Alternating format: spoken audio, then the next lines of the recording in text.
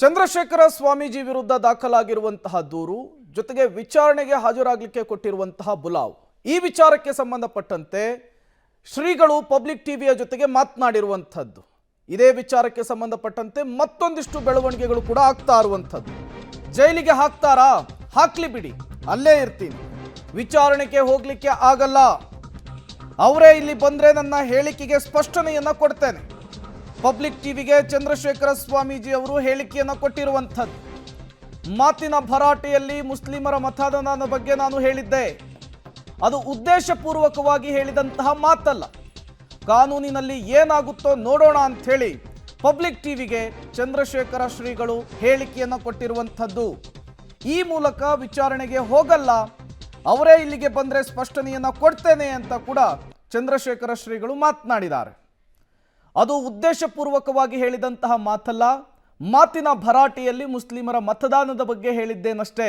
ಅದರ ಬಗ್ಗೆ ಈಗಾಗಲೇ ಕ್ಷಮೆ ಕೂಡ ಕೇಳಿದ್ದೇನೆ ಕಾನೂನಿನಲ್ಲಿ ಏನಾಗುತ್ತೋ ನೋಡೋಣ ಅಂತ ಕೂಡ ಚಂದ್ರಶೇಖರ ಸ್ವಾಮೀಜಿ ಅವರು ಪಬ್ಲಿಕ್ ಟಿವಿ ಜೊತೆಗೆ ಮಾತನಾಡುವಂತಹ ಸಂದರ್ಭದಲ್ಲಿ ಅವರ ವಿರುದ್ಧ ದಾಖಲಾಗಿರುವಂತಹ ದೂರಿನ ವಿಚಾರಕ್ಕೆ ಸಂಬಂಧಪಟ್ಟಂತೆ ಮಾತನಾಡಿದ್ದಾರೆ ವಿಚಾರವಾಗಿ ಪ್ರತಿಭಟನೆಯಲ್ಲಿ ಭಾಗಿಯಾಗಿದ್ದಂತಹ ಗುರೂಜಿಗಳು ಒಂದು ಹೇಳಿಕೆಗೆ ಎಫ್ಐಆರ್ ಕೂಡ ದಾಖಲಾಗಿದೆ ಆ ಎಫ್ಐಆರ್ ವಿರುದ್ಧ ಈಗ ಪೊಲೀಸರು ನೋಟಿಸ್ ಜಾರಿ ಮಾಡಿ ವಿಚಾರಣೆಗೆ ಹಾಜರಾಗಿ ಅಂತ ಹೇಳಿದ್ದಾರೆ ಈ ಬಗ್ಗೆ ಮಾತಾಡೋದಕ್ಕೆ ಗುರೂಜಿಗಳೇ ನನ್ನ ಜೊತೆ ಇದ್ದಾರೆ ವಿಶ್ವ ಒಕ್ಕಲಿಗರ ಮಠದ ಸಂಸ್ಥಾಪಕರಾಗಿರುವಂತಹ ಚಂದ್ರಶೇಖರ್ ಗುರೂಜಿಯವರು ಗುರುಗಳೇ ನಮಸ್ತೆ ಕಳೆದ ವಾರ ಒಂದು ರೈತ ಸಂಘಟನೆಯವರು ನಡೆದಂತಹ ಪ್ರತಿಭಟನೆಯಲ್ಲಿ ಭಾಗಿಯಾಗಿದ್ರಿ ಆ ವೇದಿಕೆಯಲ್ಲಿ ತಾವುಗಳು ಮಾತಾಡಿದ ವಿಚಾರವಾಗಿ ಸಾಕಷ್ಟು ಚರ್ಚೆಗಳಾಗ್ತು ಒಂದು ಸಮುದಾಯದವರಿಗೆ ಮತದಾನದ ಹಕ್ಕನ್ನು ಕೊಡಬಾರ್ದು ಅಂತ ಒಂದು ಹೇಳಿಕೆ ನೀಡಿದ್ರಿ ಆ ವಿರುದ್ಧ ಎಫ್ಐಆರ್ ಕೂಡ ದಾಖಲಾಗಿದೆ ಇದ್ರ ಬಗ್ಗೆ ಮೊದಲ ರಿಯಾಕ್ಷನ್ಗಳು ಇದು ಹೇಳಿದ್ದು ಆ ವಕ್ನವರು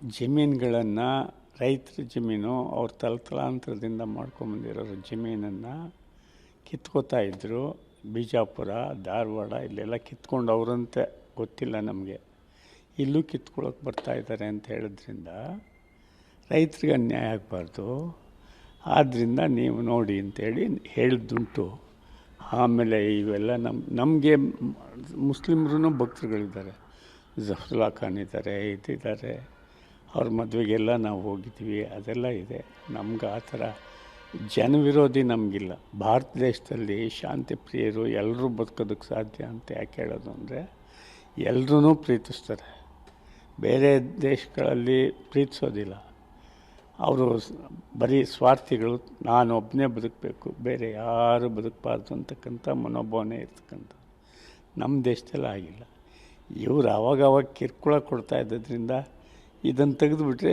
ಎಲ್ಲ ಏನು ಗಲಾಟೆ ಇಲ್ಲದೇ ಎಲ್ಲ ಸಮರಸವಾಗಿ ಹೋಗ್ತದೆ ಅನ್ನೋ ದೃಷ್ಟಿಯಿಂದ ಹೇಳಿದ್ದು ಅಕಸ್ಮಾತಾಗಿ ಹೇಳಿರೋದ್ರಿಂದ ಅದರ ಅಷ್ಟಕ್ಕೆ ಬಿಟ್ಬಿಡಿ ಅಂತ ಪೇಪರ್ ಸ್ಟೇಟ್ಮೆಂಟನ್ನು ಕೊಟ್ಟಿದ್ದೀವಿ ಆದ್ದರಿಂದ ಅದ್ರ ಬಗ್ಗೆ ನಮಗೇನೇ ಇದ್ದಿಲ್ಲ ಅಂದರೆ ಮಾತಿನ ಭರಾಟೆಯಲ್ಲಿ ಹೇಳಿದ್ದು ಉದ್ದೇಶಪೂರ್ವಕವಾಗಲ್ಲ ಅಂದರೆ ಮತದಾನದಿಂದ ಅವರನ್ನು ಹಿಂದೆ ಹಿಡಿ ಅನ್ನೋದು ಹಿಂದೆ ಹಿಡಕ್ಕೆ ನಾನು ಒಬ್ಬ ಹೇಳಿದ್ರೆ ಆಗ್ತದೆ ಆಗೋದಿಲ್ಲ ಅದಕ್ಕೆ ಸಂವಿಧಾನ ಇದೆ ಸರ್ಕಾರ ಇದೆ ಅವ್ರುಗಳು ಮಾಡ್ಕೋಬೇಕು ಅಷ್ಟೇ ಹೊರತು ನಾವೇನು ಮಾಡೋಕ್ಕಾಗೋದಿಲ್ಲ ಮತ್ತೊಂದು ವಿಚಾರ ಹೇಳ್ತೀರಾ ವಕ್ಫ್ ಬೋರ್ಡನ್ನು ಬ್ಯಾನ್ ಮಾಡಿ ಅಂತಲೂ ಸಹ ಹೇಳಿದ್ರೆ ಬ್ಯಾನ್ ಅಂತ ಹೇಳಿಲ್ಲ ನೋಡಿ ಏನೇನೋ ಹೇಳ್ತೀರ ನೀವು ನಾನು ಮಾತು ಬರದೇ ಇರ್ತಕ್ಕಂಥ ವಕ್ಫ್ ಬೋರ್ಡನ್ನ ಬ್ಯಾನ್ ಮಾಡಿ ಅಂತ ಹೇಳಲಿಲ್ಲ ವಕ್ಫ್ ಬೋರ್ಡ್ ಮಾಡ್ತಾ ಇರೋದು ತಪ್ಪು ರೈತರು ಭೂಮಿ ಎಲ್ಲ ಕಿತ್ಕೊಂಡು ಅವ್ರದ್ದಲ್ಲ ಅಲ್ಲದೇ ಇದ್ರೂ ಕಿತ್ಕೊಂಡು ಇದು ಮಾಡೋದು ತೊಂದರೆ ಕೊಡೋದು ಬಾರ್ದು ಅಂತ ಗುರುಗಳೇ ನೀವು ಪೇಪರ್ ಸ್ಟೇಟ್ಮೆಂಟು ಕೊಡ್ತೀರಾ ಅಕಸ್ಮಾತಾಗಿ ಹೇಳಿರುವಂಥ ಹೇಳಿಕೆ ಉದ್ದೇಶಪೂರ್ವಕ ಅಲ್ಲ ಅನ್ನೋದು ಅದಾದ ನಂತರದಲ್ಲೂ ಎಫ್ಐಆರ್ ದಾಖಲಾಗುತ್ತೆ ಉಪ್ಪರಪೇಟೆ ಪೊಲೀಸ್ ಸ್ಟೇಷನಲ್ಲಿ ನಿಮ್ಮ ವಿರುದ್ಧ ಎಫ್ಐಆರ್ ಕೂಡ ಈಗ ದಾಖಲಾಗಿದೆ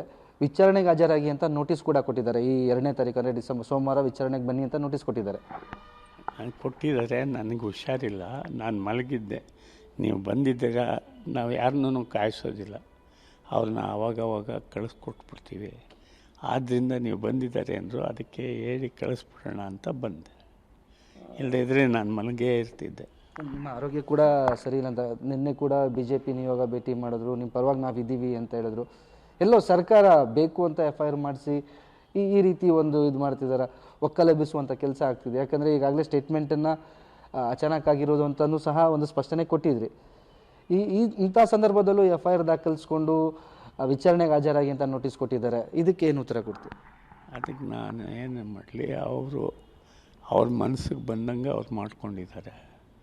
ನಾವು ಏನಾಗ್ತದೋ ಭಗವಂತ ನಿಶ್ಚಯ ಅಂತ ಸುಮ್ಮನೆ ಇದ್ದೀವಿ. ಇಲ್ಲೇ ಎಲ್ಲ ಫಿನಿಷ್ ಮಾಡಿಬಿಡ್ತೀವಿ ಅಂತ ಹೇಳಿದ್ರು. ಅದೇನು ಅಂತ ಗೊತ್ತಿಲ್ಲ. ಈಗ ಉಪ್ಪರಪೇಟೆ ಪೊಲೀಸ್ ಠಾಣೆಗೆ ಹೋಗ್ತೀರಾ, ವಿಚಾರಣೆ ಎದುರಿಸ್ತೀರಾ? ನಾವು ಹೋಗೋಕ್ಕಾಗೋದಿಲ್ವಲ್ಲ, ಆರೋಗ್ಯನೇ ಇಲ್ಲದೆ ಇರೋದ್ರಿಂದ ಇಲ್ಲೇ ಏನೋ ಮಾಡ್ತೀವಿ ಅಂತ ಹೇಳಿದ್ರು. ಗೊತ್ತಿಲ್ಲ ನನಗೆ. ಅಂದರೆ ಇಲ್ಲಿ ಬಂದರೆ ಅವರು ವಿಚಾರಣೆಗೆ ಇದೇ ರೀತಿ ಸ್ಪಷ್ಟನೆ ಕೊಡ್ತೀರಾ? ಇರೋದನ್ನು ಹೇಳ್ತೀವಿ ಅಷ್ಟೇ. ಬಟ್ FIR ಮಾಡಿರುವಂಥದ್ದು ಒಂದು ಹಿಂದೂ ಸ್ವಾಮೀಜಿಗಳನ್ನು ಟಾರ್ಗೆಟ್ ಮಾಡಿ ಹೇಳಿಕೆ ನೀಡಿದ್ದಕ್ಕೇನೆ ಅಂತಲೇ ದೇಶದ್ರೋಹಿ ಚಟುವಟಿಕೆ ಹೇಳಿಕೆ ನೀಡಿದ. ಎಷ್ಟೋ ಹಿಂದೆ ಎಷ್ಟೋ ಜನ ಎಷ್ಟೋ ಥರದಲ್ಲಿ ಇದಕ್ಕಿಂತ ಉಗ್ರವಾಗಿ ಹೇಳಿದ್ದಾರೆ. ಸಾಬ್ರುಗಳು ಹೇಳಿದ್ದಾರೆ, ಹಿಂದೂಗಳು ಹೇಳಿದ್ದಾರೆ. ಅದಕ್ಕೆಲ್ಲ ಏನೂ ಮಾಡಲಿಲ್ಲ. ಒಕ್ಕಲಿಗ ಸ್ವಾಮೀಜಿಯ ವಿರುದ್ಧ ಕೇಸ್. ಇದೇ ವಿಚಾರ ರಾಜಕೀಯ ಜಟಾಪಟಿಗೂ ಕೂಡ ವೇದಿಕೆ ಆಗ್ತಾ ಇದೆ. ಚಂದ್ರಶೇಖರ ಶ್ರೀಗಳ ಹೇಳಿಕೆಯ ವಿಚಾರಕ್ಕೆ ಸಂಬಂಧಪಟ್ಟಂತೆ ಸಾಕಷ್ಟು ಬೆಳವಣಿಗೆಗಳು. ಭಾರತದಲ್ಲಿ ಮುಸ್ಲಿಮರಿಗೆ ವೋಟ್ ಬ್ಯಾನ್ ಮಾಡಿ ಹೇಳಿಕೆಯ ವಿವಾದ. ಚಂದ್ರಶೇಖರ ಸ್ವಾಮೀಜಿ ಮೇಲೆ FIRಗೆ ಬಿಜೆಪಿ ಕೆಂಡ ಕಾರ್ತಾ ಇದೆ. ಚಂದ್ರಶೇಖರ ಸ್ವಾಮೀಜಿ ಪರವಾಗಿ ನಿಲ್ಲಲು ಬಿಜೆಪಿ ನಿರ್ಧಾರವನ್ನ ಮಾಡಿದೆ. ಸ್ವಾಮೀಜಿಗೆ ಧೈರ್ಯ ತುಂಬಿದ್ದಾರೆ ಅಶೋಕ್ ಅಶ್ವಥ್ ನಾರಾಯಣ್. ಕಾನೂನಿನ ಪ್ರಕಾರ ಏನಾಗುತ್ತೋ ಅದು ಆಗ್ಲಿ ಅಂಥೇಳಿ ಸರ್ಕಾರ ಹೇಳ್ತಾ ಇದೆ. ಸ್ವಾಮೀಜಿಗೆ ಕಾನೂನು ಅನ್ವಯಿಸಲ್ವಾ ಅಂಥೇಳಿ ಗ್ರಾಮೀಣಾಭಿವೃದ್ಧಿ ಸಚಿವ ಪ್ರಿಯಾಂಕ್ ಖರ್ಗೆ ಕಿಡಿಕಾರಿದ್ದಾರೆ. ಈ ಮೂಲಕ ಶ್ರೀಗಳಿಗೆ ಬುಲಾವ್ ಕೊಟ್ಟಂತಹ ವಿಚಾರದಲ್ಲೂ ಕೂಡ ರಾಜಕೀಯ ಜಟಾಪಟಿ ಜೋರಾಗ್ತಾ ಇರುವಂಥದ್ದು. ದೇವೇಗೌಡರ ಆಸ್ತಿನೆಲ್ಲ ಖರೀದಿ ಮಾಡ್ತೀನಿ ಅಂದರು, ಅವ್ರ ಮೇಲೆ ಅಕ್ರಮ ತೆಗೆದುಕೊಂಡಿಲ್ಲ. ಕುಮಾರಸ್ವಾಮಿನ ಕರಿಯ ಅಂತ ಹೇಳಿದ್ರು, ಅದರ ಮೇಲೆ ಅಕ್ರಮ ತೆಗೆದುಕೊಂಡಿಲ್ಲ ಸುಮೋಟು. ಸ್ವಾಮೀಜಿಯವರು ರೈತರಿಗೆ ಆಗ್ತಾ ಇರುವಂಥ ಅನ್ಯಾಯಕ್ಕೆ ಒಂದು ಪ್ರತಿಭಟನೆಯ ರೂಪವಾಗಿ ಮಾತಾಡಿದ್ದಾರೆ. ಅದು ಕಾನೂನು ಪ್ರಕಾರ ತಪ್ಪಿದ್ದರೆ ತಪ್ಪು ಅಂತ ಹೇಳಿದ್ದಾರೆ. ಇಷ್ಟಕ್ಕೆ ನೀವು ಅವ್ರನ್ನ ನೋಟಿಸ್ ಕೊಡುವಂಥದ್ದು, ಬಂಧಿಸುವಂಥ ಪ್ರಯತ್ನ ಮಾಡ್ತಕ್ಕಂಥದ್ದು ಇದು ಹೇಯ ಕೃತ್ಯ. ಈ ಸರ್ಕಾರ ನಿರಂತರವಾಗಿ ಒಕ್ಕಲಿಗರ ವಿರೋಧಿಯಾಗಿ ಕೆಲಸ ಮಾಡ್ತಾ ಇದೆ ಅನ್ನೋದು ಸ್ಪಷ್ಟವಾಗಿ ಅರ್ಥ ಆಗ್ತಾ ಇದೆ. ನಾವು ಹಿಂದೂ ಧರ್ಮ ಪಾಲನೆ ಮಾಡುವಂಥವ್ರು ಹೇಳಿಕೆ ಕೊಟ್ಟರೆ ಅವ್ರಿಗೆ ನೋಟಿಸ್ ಕೊಡ್ತೀರಿ ಅಂದರೆ ನಾಚಿಕೆ ಆಗಲ್ವ ನಿಮ್ಮ ಸರ್ಕಾರಕ್ಕೆ, ಕಾಂಗ್ರೆಸ್ ಸರ್ಕಾರಕ್ಕೆ? ಏನು ಮಾನ ಮರ್ಯಾದೆ ಇರೋವಂಥ ಸರ್ಕಾರನ? ಅದಕ್ಕೆ ಈ ಥರ ಗೊಡ್ಡು ಬೆದರಿಕೆಗಳಿಗೆಲ್ಲ ನಿಮ್ಮ ನೋಟಿಸು ಈ ಥರಕ್ಕೆಲ್ಲ ಗೊಡ್ಡು ಬೆದರಿಕೆಗಳಿಗೆಲ್ಲ ಬಗ್ಗಲ್ಲ. ಇಡೀ ಸಮಾಜ ಅವ್ರ ಜೊತೆ ನಿಲ್ತೀರಿ, ಮಠದ ಜೊತೆ ನಿಲ್ತೀರಿ. ಅವ್ರು ಈಗಾಗಲೇ ಅವ್ರು ಏನು ಹೇಳಿದಾರೋ ಅದಕ್ಕೆ ವಿಷಾದ ವ್ಯಕ್ತ ಮಾಡಿದ್ದಾರೆ. ಇಲ್ಲಿಗೆ ಅದನ್ನು ಮುಕ್ತಾಯ ಮಾಡಿದ್ರೆ ಸರಿ, ಇದೇನೋ ಮುಂದುವರಿಸಿದ್ರೆ ಇಡೀ ಸಮಾಜ ಇವ್ರ ವಿರುದ್ಧ ಹೋರಾಟವನ್ನು ಮಾಡ್ತೀರಿ ಅನ್ನೋ ಮಾತನ್ನು, ಎಚ್ಚರಿಕೆಯನ್ನು ನಾವು ಕೊಡ್ತಾ ಇದ್ದೀವಿ. ಪ್ರತಿಭಟನೆ ಸಭೆಯಲ್ಲಿ ಪೂಜ್ಯ ಚಂದ್ರಶೇಖರನಾಥ ಸ್ವಾಮೀಜಿಗಳು ಒಂದು ಹೇಳಿಕೆ ಕೊಟ್ಟಿದ್ದರು. ಆ ಒಂದು ಹೇಳಿಕೆ ಹಿನ್ನೆಲೆಯಲ್ಲಿ ಇವತ್ತೇನು ಒಂದು ಕೇಸ್ ದಾಖಲಾಗಿದೆ ಉಪ್ಪರಪೇಟೆಯಲ್ಲಿ. ಇದು ನಿಜಕ್ಕೂ ಖಂಡನೀಯ. ಹೇಳಿಕೆ ವಿಚಾರದಲ್ಲಿ ಈಗಾಗಲೇ ಪೂಜ್ಯ ಸ್ವಾಮಿಗಳು ವಿಷಾದ ವ್ಯಕ್ತಪಡಿಸಿದ ನಂತರನೂ ಈ ರೀತಿ ಅವ್ರನ್ನ ಗುರಿ ಇಟ್ಟು ಬೆದರಿಸುವಂಥ ಕೆಲಸ, ಅವರಿಗೆ ಎದುರಿಸಲಿಕ್ಕೆ ಪ್ರಯತ್ನವನ್ನು ಮಾಡಿರೋದನ್ನ ಖಂಡಿಸಿ ಇವತ್ತು ಅವರಿಗೆ ಭರವಸೆ ಮತ್ತು ಬೆಂಬಲವನ್ನು. ಸಂವಿಧಾನದಲ್ಲಿ ಮತ್ತು ಕಾನೂನಿನಲ್ಲಿ ನಂಬಿಕೆ ಇಲ್ಲ. ಈಗ ಆ ಶ್ರೀಗಳು ಕೊಟ್ಟಂಥ ಹೇಳಿಕೆ ಕಾನೂನಿನ ಚೌಕಟ್ಟಿನಲ್ಲಿ ಇದೆಯಾ ಇಲ್ವಾ? ಹಂಗಿದ್ದಲ್ಲಿ ನೀವು ಕಾವಿ ಹುಟ್ಟಿದ ತಕ್ಷಣ ಸಂವಿಧಾನ ನಿಮ್ಗೆ ಅನುಸರಿಸೋದಿಲ್ವಾ? ಬರೀ ಖಾದಿ ಮತ್ತು ಖಾಕಿಗೆ ಮಾತ್ರ ಸಂವಿಧಾನನ? ಸ್ವಾಮೀಜಿಗಳಿರ್ಬೋದು,